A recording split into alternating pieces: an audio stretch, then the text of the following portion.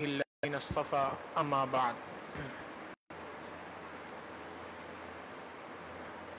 تیسرے پارے کے اختتام پر اللہ رب العزت نے اہل کتاب کو دین کی طرف دعوت دی تھی۔ پہلے تو ان کے غلط عقائد کو رد کیا، اس کے دلائل دیے، پھر اس کے بعد ان سے کہا کہ اگر تم اب بھی اپنے آپ کو برحق سمجھتے ہو تو تم نبی علیہ الصلاۃ والسلام کے ساتھ مباہلہ کرو۔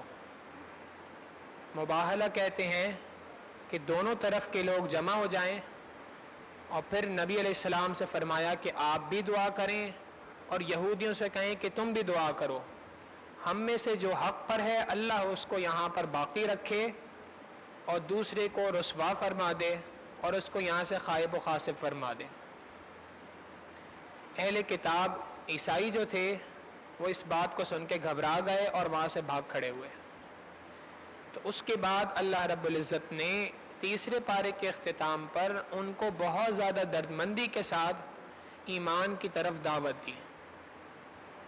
پھر چوتھے پارے کے شروع کے اندر اللہ رب العزت نے ایمان والوں کو دوبارہ سے حکم دیا کہ تم اللہ رب العزت کی راہ میں خرچ کرو، لیکن اللہ کی راہ میں جو خرچ کرنا ہے یہ کس انداز میں کرنا ہے، اس کا حکم فرمایا لن تنالوا البر حتى تنفقوا مما تحبون۔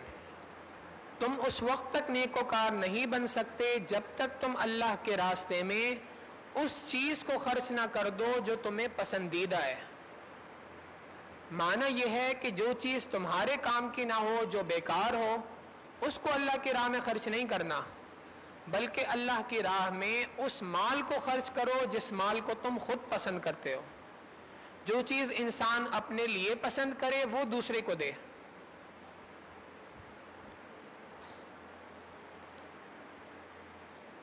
اس خرچ کرنے کی بے تحاشا فضائل احادیث مبارکہ میں وارد ہوئے ہیں۔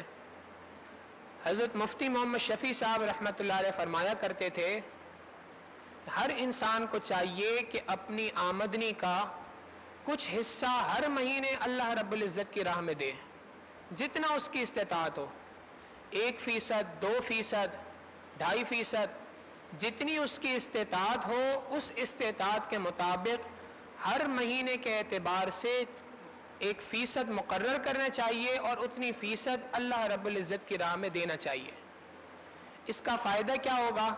فرماتے ہیں کہ پورے مہینے اللہ رب العزت مختلف قسم کی بلاؤں، مصیبتوں اور پریشانیوں سے محفوظ فرما دیں گے، حتیٰ کہ اس کے گھر میں آنے والی بیماریوں سے بھی اس کو محفوظ فرما دیں گے۔ اللہ کے راستے میں خرچ کرنے کے فضائل ہیں۔ اس کے بعد اللہ رب العزت فرماتے ہیں یا ایھا الذین آمنوا اتقوا اللہ حق تقاتہ، اے ایمان والو اللہ سے ڈرو، اتنا ڈرو جتنا ڈرنے کا حق ہے۔ یہاں پر لفظ فرمایا تقوی کا، اتقوا اللہ۔ آپ اگر قرآن کریم کا مطالعہ کریں تو ابتدا سے لے کے انتہا تک ہر چند آیتوں کے بعد، ہر 2 آیتیں 3 آیتوں کے بعد آپ کو تقوی کا لفظ نظر آئے گا۔ اللہ رب العزت بار بار حکم دے رہے ہیں کہ اے ایمان والوں تم تقوی کو اختیار کرو۔ تقوی کہتے کس کو ہیں؟ سیدنا عمر فاروق رضی اللہ تعالیٰ عنہ سے کسی نے پوچھا امیر المؤمنین تقوی کسے کہتے ہیں؟ فرمایا کہ کبھی تم کسی ایسے راستے سے گزرے ہو کہ جو راستہ بڑی خاردار جھاڑیوں والا ہو؟ فرمایا کہ بہت گزرا ہوں۔ پوچھا کہ وہاں سے کیسے گزرتے ہو؟ انہوں نے فرمایا کہ میں ایسے گزرتا ہوں کہ اپنے کپڑوں کو بچاتا ہوا، سمیٹتا ہوا اس راستے سے نکلتا ہوں کہ کہیں میرے کپڑے کسی جھاڑی کے اندر نہ پھنس جائیں۔ فرمایا بس اسی کا نام تقوی ہے۔ دنیا کے اندر اس طرح سے زندگی گزارو کہ گناہوں سے، مشتبہات سے اپنے دامن کو سمیٹتے ہوئے دنیا سے رخصت ہو جاؤ، اسی کا نام تقوی ہے۔ ایک بزرگ سے کسی نے پوچھا حضرت تقوی کسے کہتے ہیں؟ انہوں نے کہا تقوی اس چیز کا نام ہے کہ اگر تمہارے دل کی خواہشات کو نکال کر کسی پلیٹ کے اندر رکھ دیا جائے اور پوری دنیا کے سامنے جس کو دکھا دیا جائے تو تم کہیں پر بھی ذلیل اور رسوا نہ ہو۔ تمہاری دل کی خواہشات اتنی زیادہ پاکیزہ ہو جائیں کہ دنیا والوں کو اگر پتہ چل جائے تو تمہیں اس کے اوپر کسی قسم کی شرمندگی اٹھانے کی نوبت نہ آئے. ہمارے حضرت جی دامت برکاتہم العالیہ سے بھی کسی نے پوچھا حضرت آپ بتائیے تقوی کسے کہتے ہیں؟ حضرت نے فرمایا کہ تقوی اس کو کہتے ہیں کہ کل قیامت کے دن کوئی شخص بھی تمہارا گریبان پکڑنے والے نہ ہو. اسی کا نام تقوی ہے. اور اسی تقوی کو اللہ رب العزت نے جا بجا قرآن کریم میں حاصل کرنے کا ہمیں حکم عطا فرمایا. پھر اس کے بعد اللہ رب العزت امت محمدیہ صلی اللہ علیہ وسلم کو حکم فرما رہے ہیں اے ایمان والوں، اے امت محمدیہ صلی اللہ علیہ وسلم، میں نے تمہیں دیگر تمام امتوں کے اوپر فضیلت عطا فرمائی ہے. تم عام امتوں کی طرح نہیں ہو بلکہ تمام امتوں میں تمہیں میں نے فضیلت عطا فرمائی. اس فضیلت کی وجہ کیا ہے؟ اس فضیلت کی دو وجوہات قرآن کریم میں ذکر ہیں. پہلی وجہ کہ تم تمام امتوں کی تمام کتابوں کے اوپر ایمان لاتے ہو.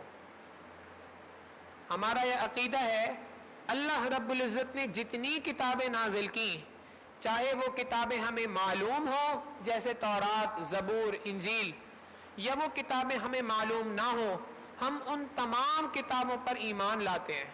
تو اس ایمان لانے کی وجہ سے اللہ رب العزت نے ہمیں دیگر تمام امتوں کے اوپر فضیلت عطا فرمائی. پہلی وجہ فضیلت کی یہ ہے. اور دوسری وجہ فضیلت کی یہ ہے اللہ رب العزت نے تمہارے ذمے ایک کام لگا رکھا ہے. وہ کام ہے امر بالمعروف نہی عن المنکر. لوگوں کو نیکی کی طرف بلانا ہے اور برائی سے لوگوں کو روکنا ہے. اب لوگوں کو نیکی کی طرف بلانا اور برائی سے روکنا، اس کی مختلف صورتیں ممکن ہو سکتی ہیں اور مختلف زمانوں میں اللہ رب العزت نے مختلف طریقوں سے اس صورت کو جاری فرمایا. مگر آج کے اس زمانے کے اندر سب سے زیادہ آسان، سب سے زیادہ منظم اور سب سے زیادہ مقبول صورت اللہ رب العزت نے دعوت و تبلیغ کے کام کو دی ہے. اس محنت کے ذریعے سے اس امر بالمعروف اور نہی عن المنکر کا جو فریضہ ہے سب سے زیادہ احسن طریقے سے ادا ہو رہا ہے. اللہ رب العزت نے اس سلسلے کو ایسا قبول فرمایا ہے کہ پورے عالم میں ہدایت کی ہواؤں کو پھیلا دیا. الحمدللہ یہ ایک اللہ کے نیک بندے کے اخلاص کا ثمرہ ہے.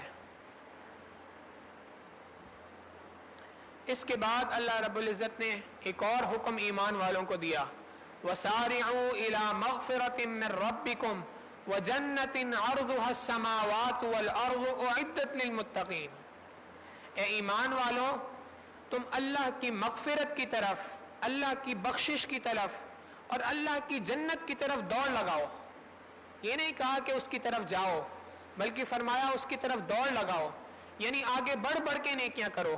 تم جتنی نیکیاں کرو گے اس کی وجہ سے تم جنت کے قریب ہوتے جاؤ گے. کون سی جنت؟ عرضها السماوات والارض. اس کی چوڑائی اتنی ہے جتنی آسمان و زمین کے درمیان کا فاصلہ ہے. مفسرین نے لکھا ہے یہ اللہ رب العزت نے سب سے ادنا درجے کے بارے میں، جنت کا سب سے ادنا درجے کے بارے میں بتایا. نبی علیہ الصلوۃ والسلام نے فرمایا سب سے کم تر مومن کو جو جنت ملے گی وہ اتنی ہوگی کہ وہ 10 گنا دنیا اس کے اندر سما سکتی ہے. ایسی جنت ہے. اللہ رب العزت فرماتے ہیں اعدت للمتقین، تقوی حاصل کرنے والوں کے لیے میں نے اس کو تیار کر رکھا ہے. اب یہ تقوی حاصل کرنے والے کون سے ہوتے ہیں؟ قرآن کریم خود بتا رہا ہے الذین ينفقون فی السراء والضراء. یہ وہ لوگ ہیں جو اللہ کی راہ میں خرچ کرتے ہیں. کس وقت پہ؟ جس وقت پہ وہ تنگ دست ہوتے ہیں اس وقت پر بھی، اور جس وقت پہ وہ خوشحال ہوتے ہیں اس وقت پر بھی اللہ کی راہ میں خرچ کرتے ہیں. ایک تو ہے کہ انسان خوشحال ہے تب اللہ کی راہ میں خرچ کر رہا ہے، یہ بھی اچھا ہے، لیکن اس سے زیادہ اعلیٰ یہ ہے کہ جب انسان تنگ دست ہو اس وقت بھی اللہ کی راہ میں خرچ کرے. تو پہلی نشانی کہ وہ اللہ کی راہ میں خرچ کرتے ہیں. دوسری نشانی والکاظمین الغیظ، غصے کو پی جانے والے، والعافین عن الناس، لوگوں کو معاف کرنے والے. واللہ یحب المحسنین، اللہ ایسے نیکوکاروں کے ساتھ، ایسے احسان کرنے والوں کے ساتھ محبت فرماتے ہیں۔ امام زین العابدین رحمۃ اللہ علیہ کا واقعہ بہت زیادہ مشہور ہے۔ امام زین العابدین رحمۃ اللہ علیہ ایک مرتبہ گھر میں بیٹھے تھے، ان کی ایک لونڈی تھی، وہ کوئی گرما گرم سالن کا پیالہ تھا، وہ لے کے وہاں سے گزر رہی تھی۔ اتفاق کی بات ہے کہ جب وہ امام زین العابدین رحمۃ اللہ علیہ کے قریب آئی تو اس کی توجہ اصل میں کسی اور طرف تھی، تو اس کا پاؤں پھسلا، اور جب پاؤں پھسلا تو گرما گرم سالن کا جو پیالہ تھا وہ پورا پیالہ امام زین العابدین رحمۃ اللہ علیہ کے چہرے کے اوپر گر گیا۔ اب چہرہ بھی جھلس گیا، کپڑے بھی خراب ہو گئے، تو انسان کو فطری طور پر غصہ آتا ہے۔ انہوں نے غصے سے اس لونڈی کی طرف دیکھا، وہ بھی آخر امام زین العابدین رحمۃ اللہ علیہ کی لونڈی تھی۔ اس نے آگے سے یہ آیت پڑھی والکاظمین الغیظ، غصے کو پی جانے والے۔ امام زین العابدین رحمۃ اللہ علیہ کا چہرہ فوراً بدل گیا، فرمایا میں نے غصے کو پی لیا۔ اس نے اگلی آیت کا حصہ پڑھا والکاظمین والعافین عن الناس، لوگوں کو معاف کرنے والے۔ امام زین العابدین رحمۃ اللہ علیہ نے فرمایا جا میں نے تجھے معاف کر دیا۔ اس نے آیت کا اگلا حصہ پڑھا واللہ یحب المحسنین، اللہ احسان کرنے والوں سے محبت فرماتے ہیں۔ امام زین العابدین رحمۃ اللہ علیہ نے فرمایا جا میں نے تجھے آزاد کر دیا۔ غصے کی حالت کے اندر ان کا قرآن کریم کے اوپر عمل ایسا تھا۔ آج ہمارا حال یہ ہے، ہم چھوٹی چھوٹی باتوں کے اوپر غصے کے اندر آ جاتے ہیں، ہر چھوٹی بات پہ غصے میں آ جاتے ہیں، اور افسوس کی بات یہ ہوتی ہے کہ جو جتنا زیادہ دیندار بظاہر ہوتا ہے اتنا زیادہ اس کے اندر غصہ زیادہ ہوتا ہے۔ نبی علیہ الصلوۃ والسلام نے فرمایا جس شخص کے اندر غصہ ہوتا ہے اس شخص کی رگوں کے اندر شیطان اس طرح سے دوڑ رہا ہوتا ہے جس طرح رگوں میں خون دوڑ رہا ہوتا ہے۔ یہ غصہ ایمان کی علامت نہیں ہے، یہ انسان کی کمزوری کی علامت ہے۔ ہم اس کو بڑے فخر سے بتاتے ہیں، جی میں غصے کا بہت تیز ہوں، تم نے میرا غصہ دیکھا نہیں ہے ابھی۔ بھئی یہ غصہ تو کمزوری کی علامت ہے، یہ طاقت کی علامت نہیں ہے، یہ دین سے دوری کی علامت ہے۔ جو شخص دین سے جتنا زیادہ قریب ہوگا یقیناً اس کے اندر غصہ اتنا زیادہ کم ہوگا، یہ پکی بات ہے۔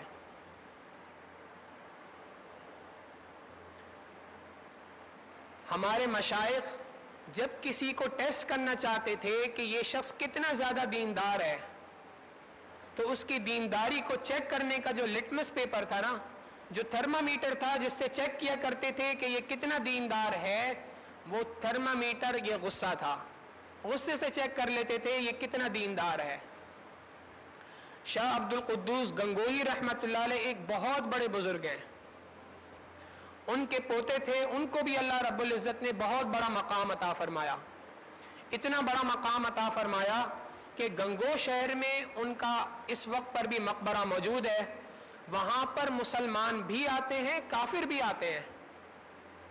حضرت فرماتے ہیں کہ میں ایک مرتبہ وہاں پہنچا گنگو شہر میں، تو میں ان کی قبر پہ گیا تو میں نے دیکھا کہ مسلمان بھی ہزاروں کی تعداد میں ہیں، لیکن ہر وقت پر لاکھوں کی تعداد میں کافر ہندو وہاں پہ موجود ہوتے ہیں۔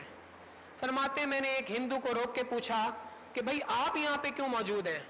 اس نے کہا مجھے یہ بات نہیں پتا کہ ہم یہاں کیوں موجود ہیں، بس میں اتنا جانتا ہوں یہاں آ کے میں جو دعا کرتا ہوں اللہ تعالیٰ قبول کر لیتے ہیں، جو دعا کرتا ہوں قبول ہو جاتی ہے۔ اتنی بڑے اللہ رب العزت نے ان کو مقام عطا فرمایا تھا۔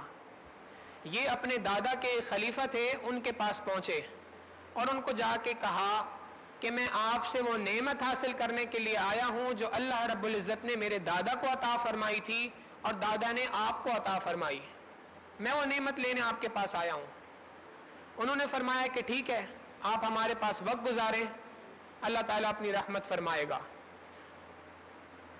جو خلیفہ صاحب تھے اب انہوں نے اپنے شیخ کے پوتے کی تربیت کرنا شروع کی، اور ساتھ میں وہاں کام کرنے والی ایک بھنگن تھی اس کو بلایا، اور بلا کے بولا کہ جب تم کل خانقاہ کی صفائی کرنے لگو نا تو صفائی کر کے سارا کچرا جس ٹوکری میں لے کے جا رہی ہوتی ہو تو اس کے پاس سے گزرنا، اور جب گزرو تو ایسا پریٹینڈ کرنا کہ جیسے تمہارا پاؤں پھسل گیا ہے، اور سارا کچرا اس کے اوپر گرا دینا، اور دیکھنا پھر یہ کرتا کیا ہے آگے سے، اور مجھے پھر اطلاع دینا۔ اس بنگن نے کہا کہ ٹھیک ہے۔ اس نے سارا کچرا اگلے دن جمع کیا اور لے کے پوتے صاحب کے پاس سے گزری، اور اس نے سارا کا سارا کچرا اس کے اوپر گرا دیا۔ جب اس کے اوپر سارا کچرا گرا تو اس کو بے تحاشا غصہ آیا۔ انہوں نے بہت تیز نظروں کے ساتھ اس عورت کو دیکھا اور کہا اگر یہ گنگو شہر ہوتا نا پھر میں تجھے بتاتا۔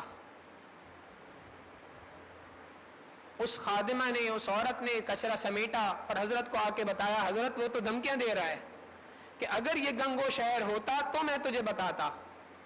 حضرت نے فرمایا ابھی تو بہت کام باقی ہے۔ پھر تربیت فرماتے رہے۔ چند دن کے بعد فرمایا اب ذرا جا کے دوبارہ یہی کام کرنا اور دیکھنا اب کیا کہنا۔ کو بتایا کہ حضرت اس مرتبہ سے لکھا ہے، زبان سے کچھ نہیں کہا۔ حضرت نے فرمایا کہ اچھا کچھ کام بن گیا ہے مگر ابھی بھی کچھ کام باقی ہے۔ چند دن اور تربیت فرمائی۔ پھر اس کے بعد فرمایا اب کی بار جاؤ اور دیکھو اور مجھے بتانا۔ یہ تیسری بار وہاں پہ گئی اور پھر اس نے اسی طرح سے کچرا گرایا۔ اب کی بار وہ اٹھ کے کھڑے ہوئے اور انہوں نے سارا کچرا سمیٹ کر ٹوکری کے اندر رکھا اور اس کے بعد پوچھنے لگے آپ کو کوئی تکلیف تو نہیں پہنچی؟ انہوں نے آ کے یہ بات حضرت کو بتائی۔ حضرت نے فرمایا الحمدللہ اب کام بن گیا ہے۔ ان کو بلا کر نسبت کی بشارت دی اور اجازت و خلافت کے ساتھ رخصت فرمایا۔ تو مشائخ کے ہاں نیکی کا جو تھرمامیٹر ہوتا تھا جس سے چیک کرتے تھے کہ یہ بندہ کتنا نیکوکار ہے، وہ اس کے غصہ ہوا کرتا تھا۔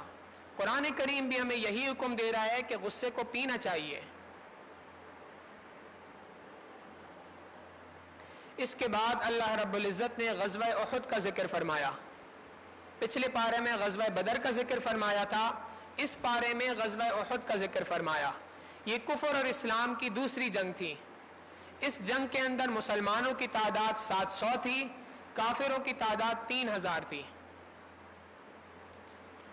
اللہ رب العزت کے محبوب صلی اللہ علیہ وسلم اپنے صحابہ کے ساتھ مدینہ سے باہر نکلے اور باہر نکل کے احد کے مقام پر جمع ہوئے اور یہاں پر جمع ہو کے لڑائی کی تیاری کی۔ 50 صحابہ کا ایک لشکر تھا، اس کو جمع کیا۔ عبداللہ بن جبیر رضی اللہ تعالیٰ عنہ کو حکم دیا کہ آپ ان کے امیر ہیں، اور ان کو حکم دیا کہ آپ اس پہاڑی کی چوٹی پر کھڑے ہو جائیں اور ہمارے ساتھ کچھ بھی ہو جائے آپ نے اس مقام سے ہلنا نہیں ہے، آپ اسی مقام پہ ٹھہرے رہیں، ہم یہاں پر نیچے جنگ کریں گے۔ نبی علیہ الصلوۃ والسلام کا یہ حکم تھا، صحابہ وہاں پر کھڑے تھے۔ لڑائی شروع ہوئی، اللہ رب العزت نے مسلمانوں کو فتح عطا فرمائی۔ مسلمانوں نے کفار کو خوب ٹف ٹائم دیا، خوب لڑائی ان کے ساتھ کی، اتنی لڑائی کی کہ جو کافر تھے وہ الٹے پاؤں بھاگنا شروع ہوئے۔ انہوں نے اپنا ساز و سامان بھی وہاں چھوڑا اور چھوڑ کر صرف بھاگنے کے اوپر اکتفا کیا، یعنی جو اسلحہ لے کے آئے تھے وہ بھی چھوڑنا شروع کر دیا۔ مسلمانوں نے ان کا پیچھا کرنا شروع کیا۔ اب جو اوپر 50 افراد تھے جن کو نبی علیہ السلام نے اپنی ڈیوٹی پر مامور فرمایا تھا، انہوں نے دیکھا کہ لڑائی تو تقریباً ختم پر ہے، کافر بھاگ رہے ہیں، تو انہوں نے کہا کہ چلو ہم نیچے اترتے ہیں، اپنے مسلمان بھائیوں کی مدد کریں گے اور یہ جو کافر لوگ مال پھینک کے گئے ہیں یہ مال بھی جمع کر لیں گے، اپنے بھائیوں کی مدد ہو جائے گی۔ اس جذبے کے ساتھ وہ نیچے اترے۔ نبی علیہ الصلوۃ والسلام کا حکم تو یہ تھا کہ یہاں سے ہلنا نہیں ہے، لیکن وہ یہ سمجھے کہ اللہ کے محبوب صلی اللہ علیہ وسلم کا یہ حکم لڑائی کے وقت تک تھا، وقت ختم ہو گیا لہٰذا اب ہمیں اجازت ہے۔ وہ نیچے اترے۔ کفار جو پیچھے پلٹ کے بھاگ رہے تھے ان میں ایک لشکر تھا جس کی قیادت حضرت خالد بن ولید رضی اللہ تعالیٰ عنہ فرما رہے تھے۔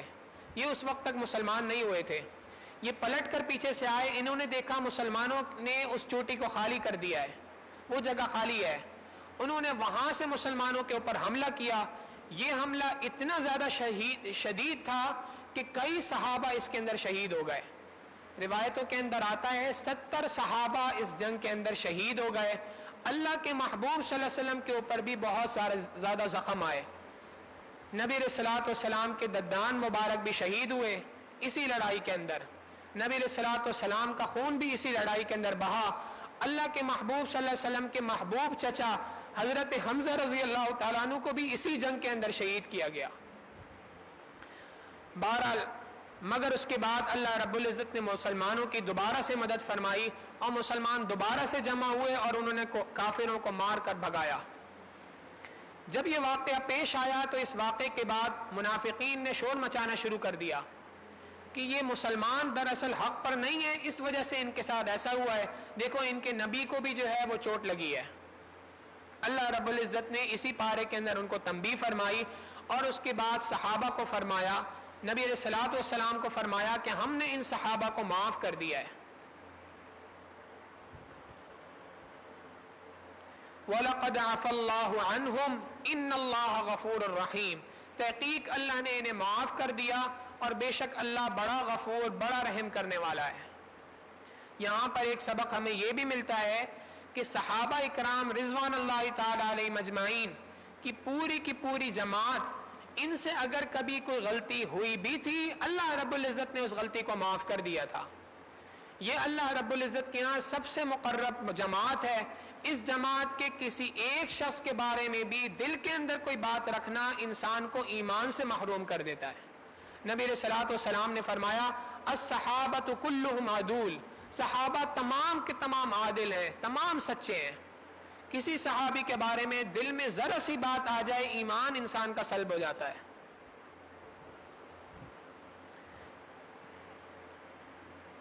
پھر اس کے بعد اللہ رب العزت نے اپنے انعامات میں سے ایک انعام کا ذکر فرمایا.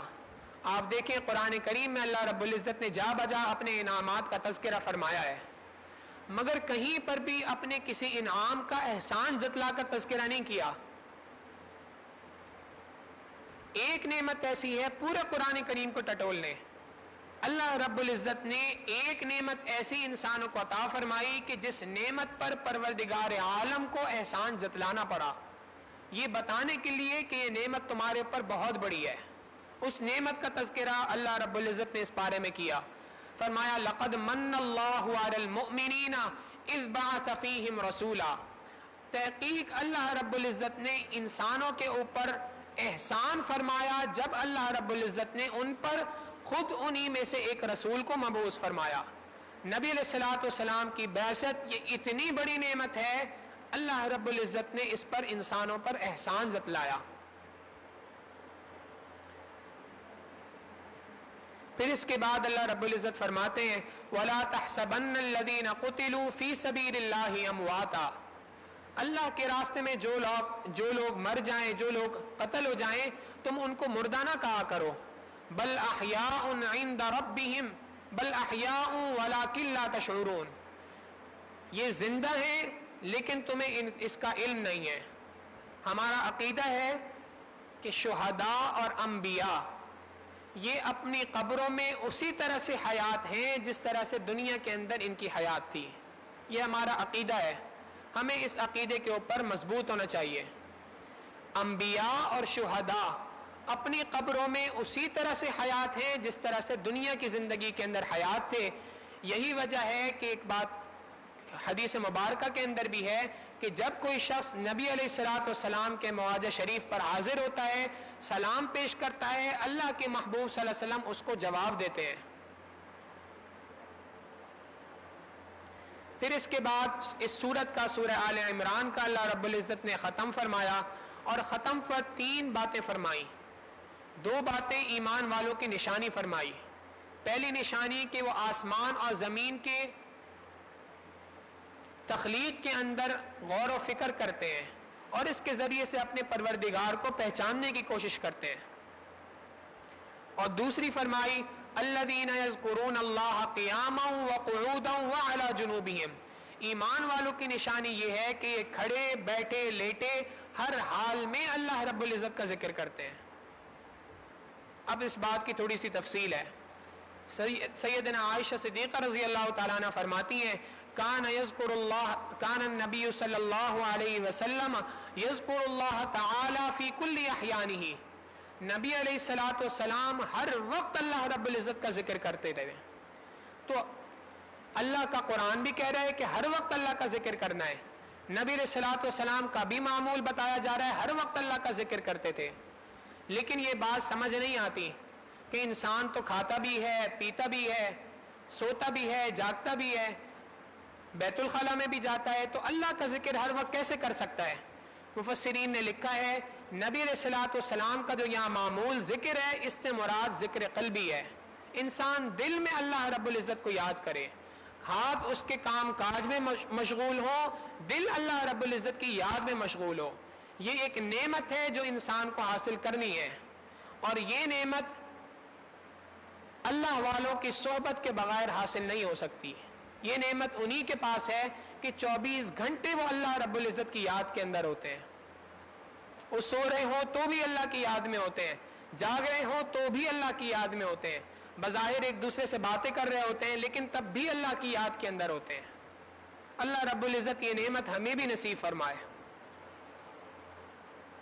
پھر اس کے بعد اللہ رب العزت نے ایک دعا بھی اس کے اندر فرما دی، بڑی جامع دعا ہے۔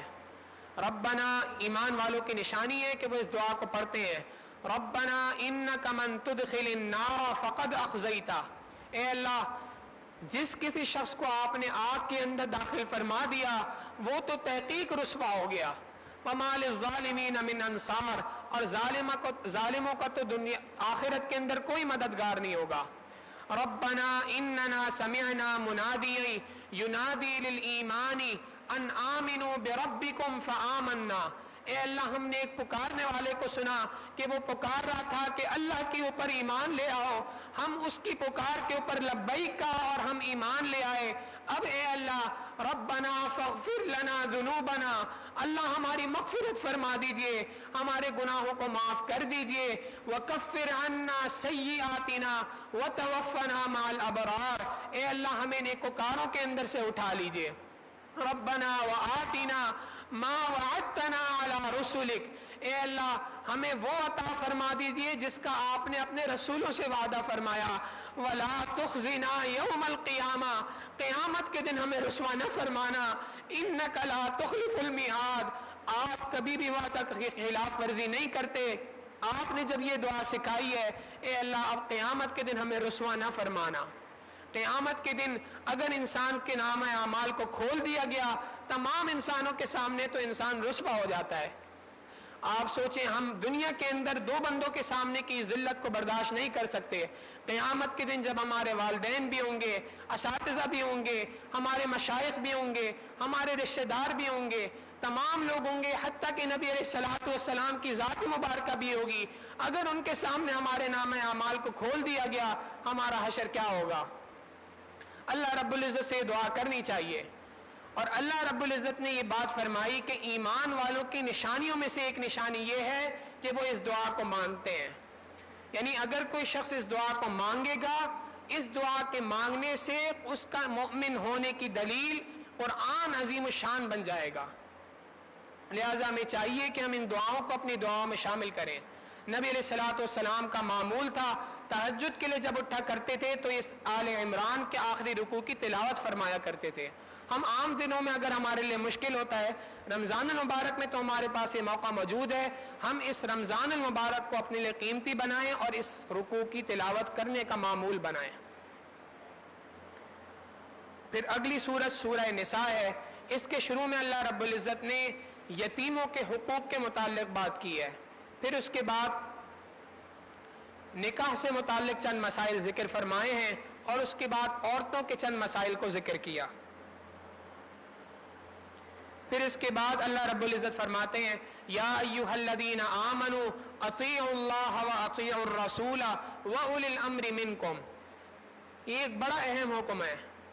اے ایمان والو، اللہ کی بات مانو، مصطفیٰ صلی اللہ علیہ وسلم کی بات مانو اور فقہا کی بات مانو۔ ایمان والوں کی بات مانو، اللہ کی بات مانو، مصطفیٰ صلی اللہ علیہ وسلم کی بات مانو اور فقہا کی بات مانو۔ اللہ کی بات کو ماننے کو کتاب یعنی قرآن کریم کہتے ہیں، مصطفیٰ صلی اللہ علیہ وسلم کی بات کو ماننے کو حدیث مبارکہ کہتے ہیں، اور فقہا کی بات کو ماننے کو فقہ کہتے ہیں۔ تو دین جو ہے وہ تین چیزوں کے مجموعے کا نام ہے، اللہ رب العزت کی کتاب قرآن کریم، نبی علیہ الصلوۃ والسلام کے فرمان احادیث مبارکہ اور فقہا کے اقوال یعنی فقہ، ان تین چیزوں کے مجموعے کا نام دین اسلام ہے۔ آج لوگ کہتے ہیں کہ جی فقہ کہاں سے آ گئی، ہمارے لیے قرآن و حدیث کافی ہے۔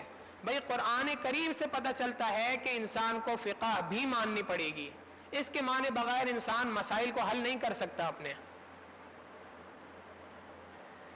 پھر اس کے بعد اللہ رب العزت فرماتے ہیں ایک اور آیت کے اندر، وَلَوْ أَنَّهُمْ إِذْ ظَلَمُوا أَنفُسَهُمْ، اگر یہ ایمان والے اپنی جانوں پر ظلم کر دیں، جاؤکا، اور اس کے بعد ظلم کرنے کے بعد آپ کے پاس آئیں، فَاسْتَغْفَرُوا اللَّهَ، اور یہ اللہ سے بخشش طلب کریں، وَاسْتَغْفَرَ لَهُمُ الرَّسُولُ، اور رسول صلی اللہ علیہ وسلم بھی ان کے لیے استغفار کریں، لَوَجَدُوا اللَّهَ تَوَّابًا رَحِيمًا، اللہ رب العزت کو یہ بڑا معاف کرنے والا، بڑا مہربان پائیں گے۔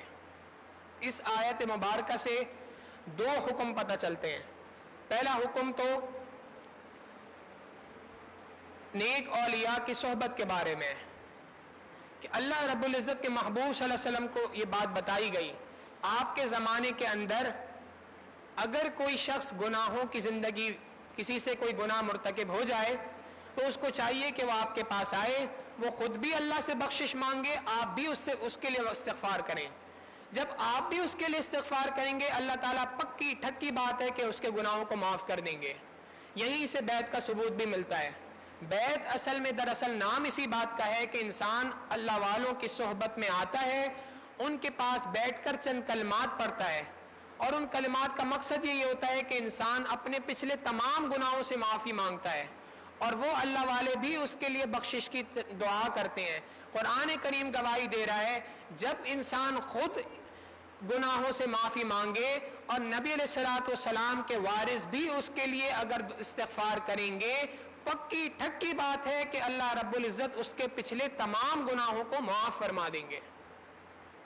دوسرا حکم اس سے یہ بھی پتہ چلتا ہے کہ اللہ رب العزت کہ محبوب صلی اللہ علیہ وسلم کے معاہدہ شریف پر آج بھی اگر کسی کو اللہ حاضر ہونے کی توفیق دیتے ہیں، اس کو چاہیے کہ وہاں پہ جائے اور نبی علیہ الصلوۃ والسلام سے مخاطب ہو کے یہ بات کہے، اے اللہ کے محبوب صلی اللہ علیہ وسلم، قرآن کریم کے اندر اللہ رب العزت نے یہ بات فرمائی ہے، میں آج آپ کے معاہدہ شریف پہ بیٹھ کر اللہ رب العزت سے اپنے گناہوں پر بخشش طلب کرتا ہوں، آپ بھی میرے لیے دعا فرمائیے۔ نبی علیہ الصلوۃ والسلام بھی یقیناً دعا فرمائیں گے، اور اس کی برکت سے اللہ رب العزت انسان کے پچھلے تمام گناہوں کو معاف فرما دیں گے۔ پھر اس کے بعد اللہ رب العزت نے جہاد کی ترغیب دی ہے، اور یہ بات بتائی ہے کہ ایمان والوں کو چاہیے کہ وہ جہاد کے شوق کو اپنے دل کے اندر زندہ رکھیں۔ آپ دیکھیں بنیادی طور پہ جو ہمارے پاس دین کے احکامات ہیں وہ نماز، روزہ، حج، زکوٰۃ، جہاد، یہی احکامات ہیں، اور ان تمام احکامات کا فلسفہ اگر دیکھیں تو وہ محبت الہی ہے۔ وہ اس طرح سے ہے کہ جب انسان کسی سے محبت کرتا ہے تو محبت کے اندر مغلوب ہو کے اس کی دہلیز کے اوپر اپنا سر رکھ دیتا ہے، اسی کا نام نماز ہے۔ پھر انسان اگر اس سے بہت زیادہ محبت کرتا ہے تو اس پر خرچ کرتا ہے، تو اللہ رب العزت نے فرما دیا میرے بندوں تم مجھ سے محبت کرتے ہو، میرے راستے میں خرچ کرو۔ پھر انسان اگر کسی سے اور زیادہ محبت کرتا ہے تو اس کے گھر کے چکر لگاتا ہے۔ اللہ رب العزت نے فرما دیا میرے بندوں سال میں ایک مرتبہ آؤ اور آ کر بیت اللہ میں حج کرو، حج کر کے ذرا یہ چکر لگاؤ اور میری محبت کا ثبوت دو۔ پھر انسان کسی کی محبت کے اندر اپنے آپ کو بھوکا پیاسا رکھتا ہے۔ اللہ رب العزت نے فرما دیا ایک مہینہ تم بھوکا پیاسا رہو، ذرا میری محبت کا اظہار کرو۔ اور پھر ان تمام باتوں سے بڑھ کر کبھی انسان کو اللہ رب العزت جب کسی سے زیادہ محبت کرتا ہے، محبت کی انتہا یہ ہوتی ہے کہ اپنی جان اس کے نام پر نچھاور کر دیتا ہے۔ اللہ رب العزت نے جہاد کا حکم بھی اسی لیے نازل فرمایا، اگر تم واقعی مجھ سے محبت کرتے ہو میرے نام پہ ذرا اپنی جان تو دے کر دکھاؤ نا۔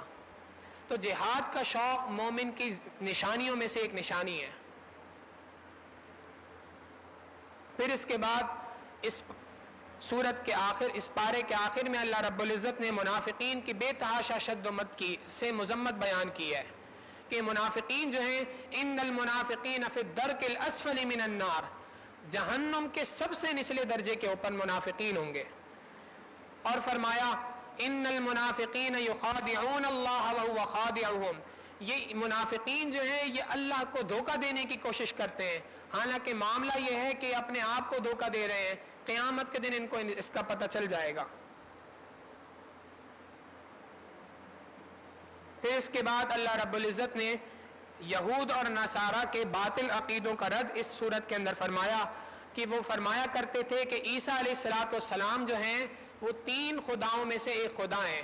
اللہ رب العزت نے اس سورہ نساء کے آخر کے اندر اس بات پر رد فرمایا اور فرما دیا لن يستنكف المسيح ان يكون عبدا لله ولا الملائكة المقربون۔ دوسری جگہ پہ فرمایا ولا تقولوا ثلاثہ، یہ نہ کہو کہ اللہ 3 ہے اور عیسیٰ 3 میں سے کوئی ایک ہے، بلکہ عیسیٰ علیہ السلام تو اللہ رب العزت کے بندے اور اس کے رسول ہیں۔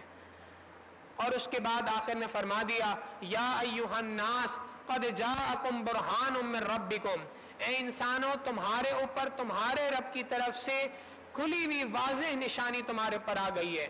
جب قرآن کریم کے اتنے واضح احکامات تمہارے اوپر نازل ہو گئے، اب اس کے بعد کسی چیز کی تمہیں ضرورت نہیں ہے۔